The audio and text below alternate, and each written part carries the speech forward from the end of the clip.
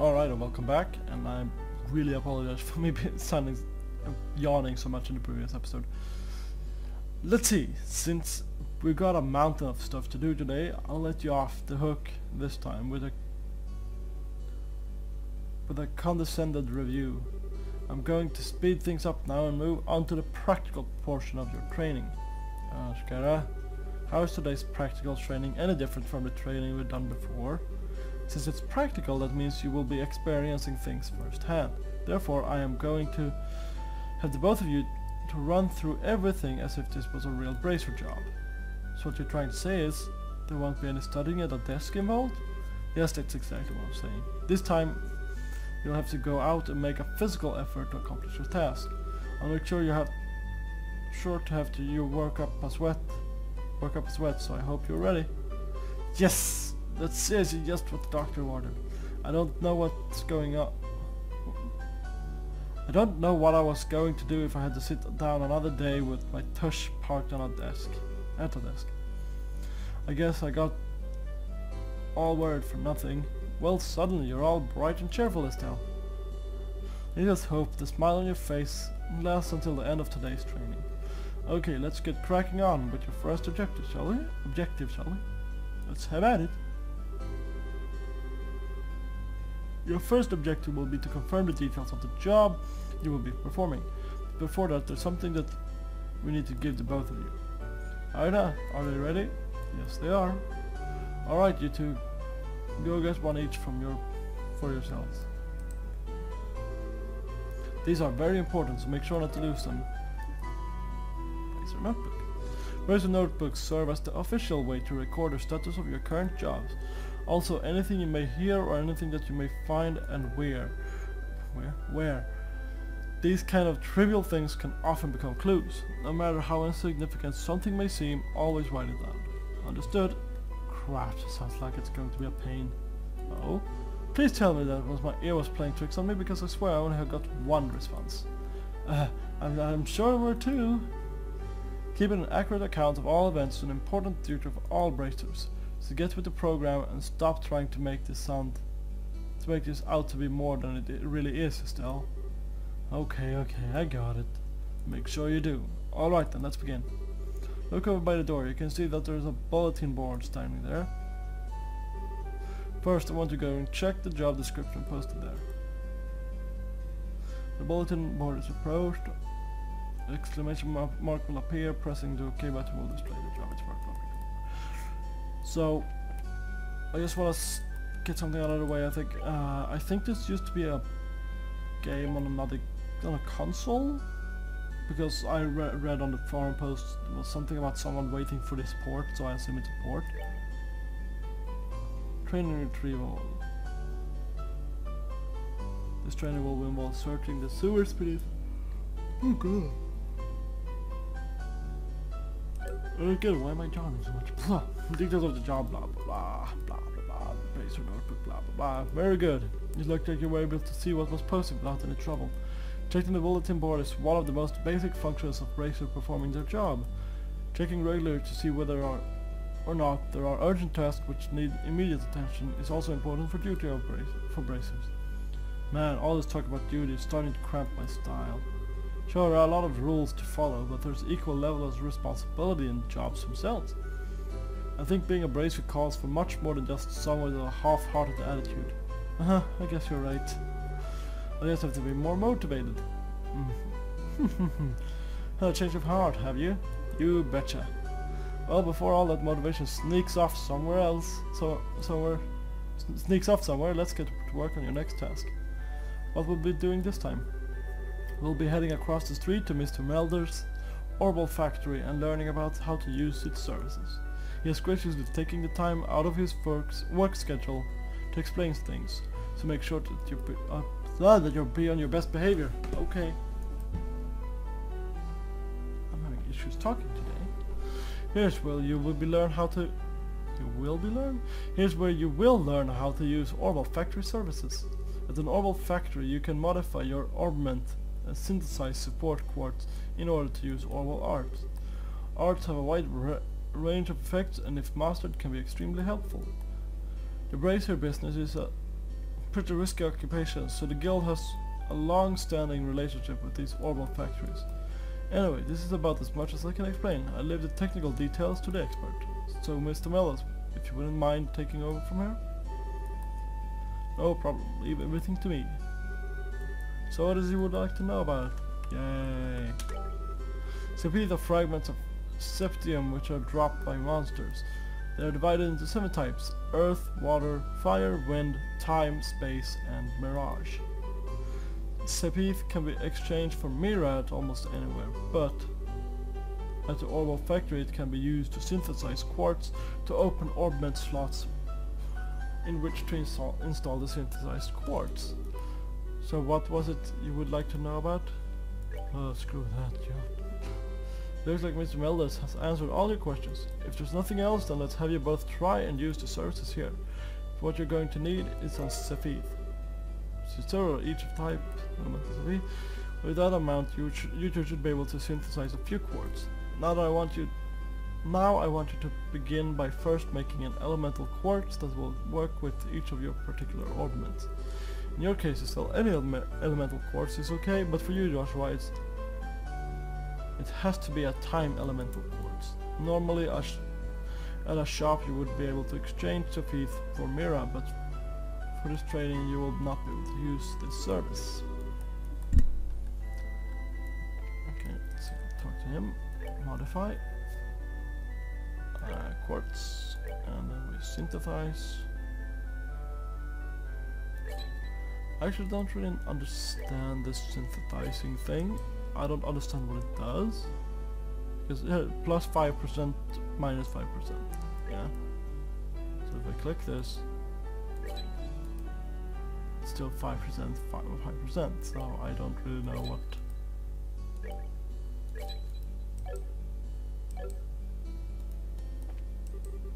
Alright, it looks like you were able to synthesize one. Next I want you to increase the arts. Oh shit. Now install a quartz into your orbment so you can use both recovery and attack arts. Control orbment. Let's see. That one. And Joshua uses time quartz, which is this one. I'm sorry for the blurred text, but you can't play with the HD text. It just crashes the game for some reason. Alright, it looks like you've got both recovery and attack arts set up. If you balance your arts out between each other like you've done here, it should make dealing with monsters much easier. Additionally, your bracer notebooks contains information about which quartz allow you to use which arts. If you like to use more powerful arts, check out the arts and quartz chart in your bracer's notebook and find out something that works for you. Alright, our training here is almost finished. Last of all, I'm going to have you both open a new slot in your orbments. The more slots you have available to you, the broader range of choices you'll have. Since EP, which is consumed by using arts, can have its max value increased by opening up slots, it would be a good idea to open them all early on. Now I want you to use the Sepith and open a slot on each of your orbments. Go ahead and decide which slot you're going to open. Now, I don't think there's anything really. I don't think there's a particular difference. You can open slot 2 and slot 6, but I don't think there's actually anything different to it. But both give 30, so.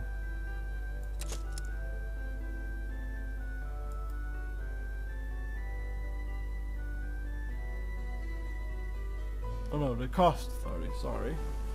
But I don't think there's actually anything different with them. Joshua. Oh, can't open anymore. Okay. Alright. As you managed to open one of your orbment slots still, since your central slot is not limited to a particular element, you are free to install any type of quartz you like. This concludes your training here at the Orbital Factory. Now it's time to move on to what you've been waiting for, the qualification test. Pardon?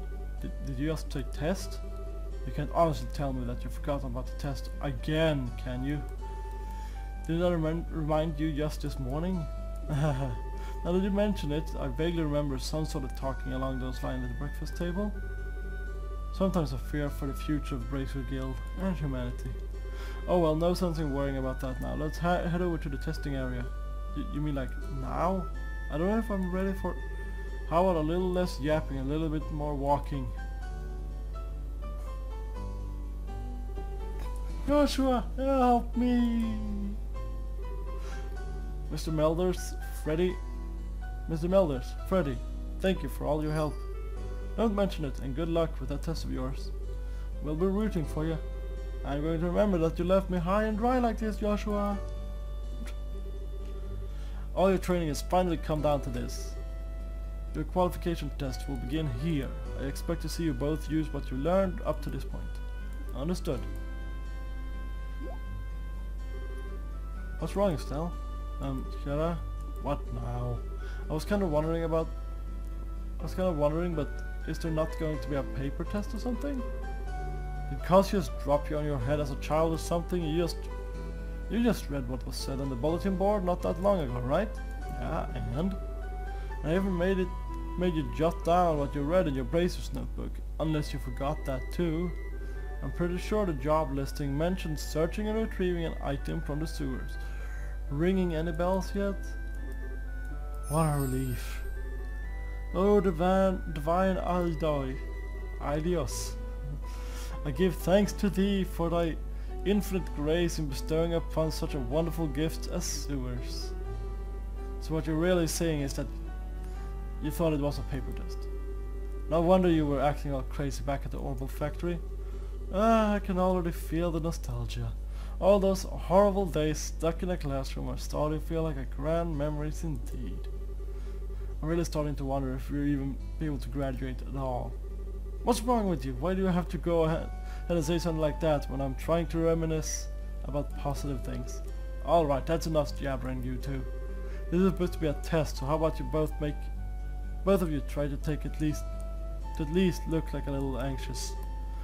Just so you know though, if you do happen to flunk the test, you don't even want to imagine what kind of homework I have in store for the both of you. We'll be fine. Just tell us what you want us to do and let us loose. Well, if you're so confident, how about proving that you're not just blowing hot air with the result of your test? Anyway, as both of you saw it on the bulletin board, this test will be a search conducted in the Rollerton sewers. I think I said the Rollerton, right? Your objective is to retrieve the contents of a chest which has been placed somewhere within that area. The layout of the sewer is extremely simple, so you don't need to worry about getting lost either. However, there are real, living, breathing monsters down there, so if you get careless and let down your guard, you will be sorry. Also, let me give you this before I forget. Terror Bomb and Monster Guide. What's this book for? It's called a Monster Guide and it's used to record information about monsters and other opponents you meet. Whenever you figure out an enemy's attributes, you should make an immediate note of it in here. Sounds pretty straightforward to me. He who controls the flow of information controls the tide of battle, right? That's exactly what I'm saying. You really got a good head on your shoulders, Joshua. That's some pretty useful advice. Thanks for the tips, Kara. We'll put it to good use. Alrighty then, let's get pumped up. Let's get pumped and knock out this test. Don't forget though, this is an exam. We should make sure to treat it as such. There we go. So that's pretty much all the talking, I think. Well, no, not really, but at least we get to do something now. I'm just gonna do this just in case it crashes. I don't think it will. Doesn't show any tendencies to at the moment, so I am however gonna let's see. Oh, what did I put in there? No, I want to try this one. I haven't tried the brown one yet. I'm gonna change the tactic up a little bit.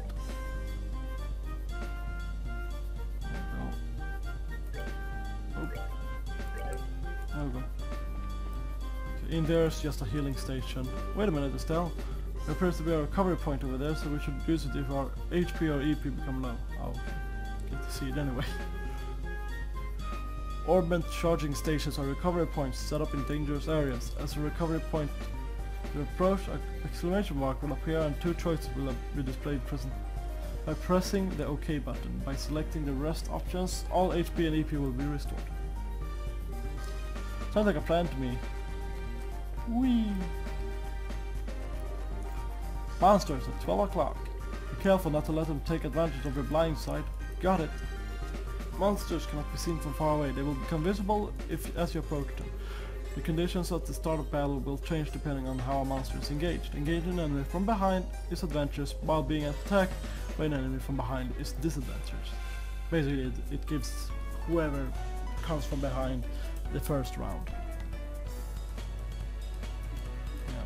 The battle bar will show here. Will show who is next. It will go from top to bottom, as I said.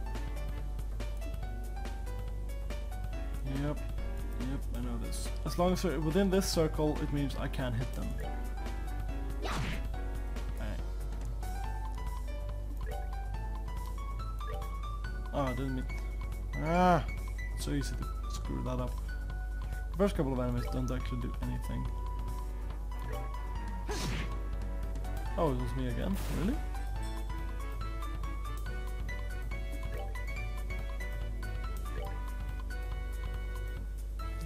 Move.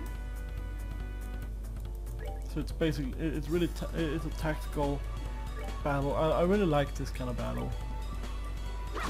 Like Heroes of Might and Magic. This game. I know a lot of other games too that has this, but I can't really remember right now. Done yet? Yeah. First couple of experiences, and then you collect these as you defeat them. That you apparently use it to synthesize or your things or upgrade your... unlock your things. Here comes some more. Depending on the enemies, some physical attacks may be ineffective. Let's use arts, not physical attacks. Okay. So some enemies can't be hit by melee, whatever. Like these. I'm gonna use the stone hammer, just check it out. Now, casting a spell, first you prepare the spell and you end up at the bottom of the list. Usually, depends on your speed, I suppose. And depends on the power, the strength of the spell, as far as I can understand. Heals always almost always go first up, unless they're a really quick enemy, I guess. Stone hammer. Oh wow, that was effective. I like that. We're good to go. Crisp onion.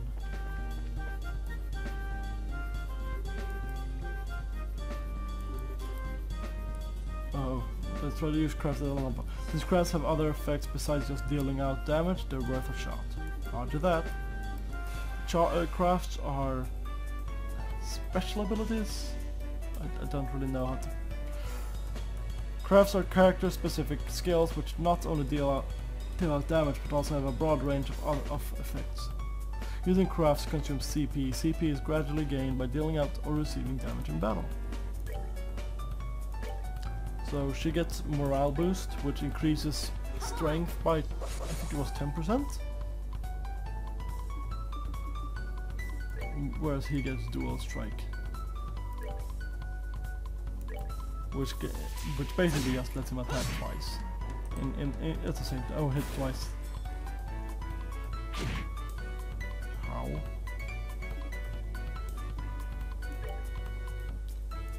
And then when this maxes out, I will get that in the next tutorial mob.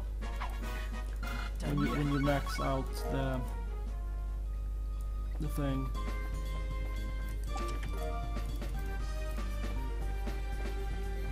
When you max out your CP bar, you get to do a combo breaker.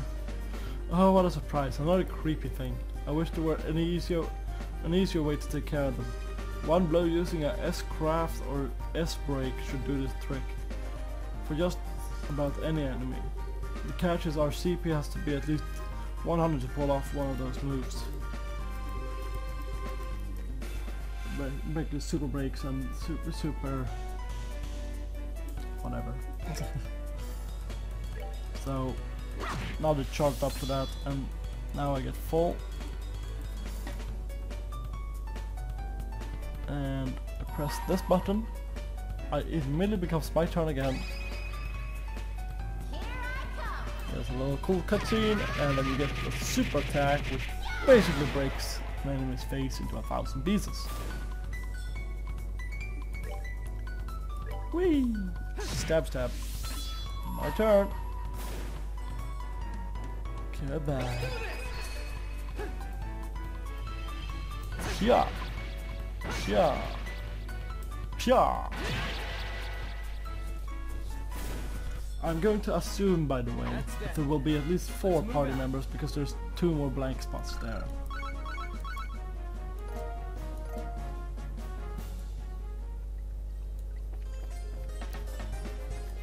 And that door can't be opened, by the way.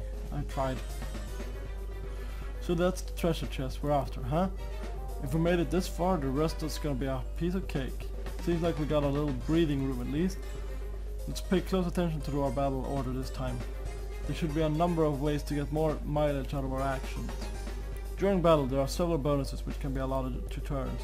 Turn bonuses have the same effect regardless of whether they are allotted to an ally or a foe. Using an S-brake to ignore the battle order makes it easy to jump in and strip enemy of their turn bonus. But this battle will have to wait because I'm all out of time for this part. In the meanwhile, thanks so much for watching, I hope you enjoyed, and I will see you guys later. Bye.